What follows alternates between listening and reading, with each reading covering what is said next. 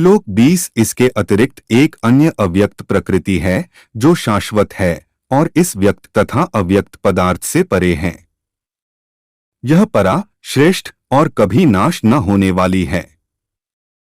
जब इस संसार का सब कुछ लय हो जाता है तब भी उसका नाश नहीं होता।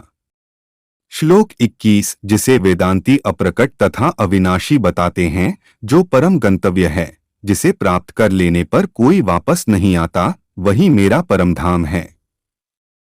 श्लोक 22 भगवान जो सबसे महान हैं, अनन्य भक्ति द्वारा ही प्राप्त किए जा सकते हैं। यद्यपि वे अपने धाम में विराजमान रहते हैं तो भी वे सर्वव्यापी हैं और उनमें सब कुछ स्थित है। श्लोक 23 हे भरतश्रेष्ठ, अब मैं तुम्हें उन विभिन्न कालों को बताऊंगा जिनमें इस संसार से प्रयाण करने के बाद योगी पुनः आता है अथवा नहीं आता। श्लोक 24 जो परब्रह्म के ज्ञाता हैं, वे अग्निदेव के प्रभाव में, प्रकाश में, दिन के शुभक्षण में, शुक्ल पक्ष में या जब सूर्य उत्तरायण में रहता है, उन 6 मासों में इस संसार से शरीर त्याग करने पर उस परब्रह्म को प्राप्त करते हैं। श्लोक 25 जो योगी धुए रात्रि, कृष्ण पक्ष में या सूर्य के दक्षिणायन रहने के 6 महीनों में दिवंगत होता है, वह चंद्रलोक को जाता है किंतु वहां से पुनः पृथ्वी पर चला आता है। श्लोक 26 वैदिक मतानुसार इस संसार से प्रयाण करने के 2 मार्ग हैं, एक प्रकाश का तथा दूसरा अंधकार का।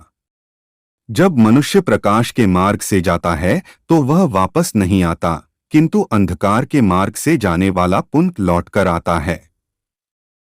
श्लोक 27 हे अर्जुन, यद्यपि भक्तगण इन दोनों मार्गों को जानते हैं किंतु वे मोहग्रस्त नहीं होते, अत तुम भक्ति में सदैव स्थिर रहो। श्लोक 28 जो व्यक्ति भक्ति मार्ग स्वीकार करता है वह वेदाध्ययन, तपस्या, दान, दार्शनिक तथा सकाम कर्म करने से प्राप्त होने वाले फलों से वंचित नहीं होता। वह मात्र भक्ति संपन्न करके इन समस्त फलों की प्राप्ति करता है और अंत में परम नित्य धाम को प्राप्त होता है।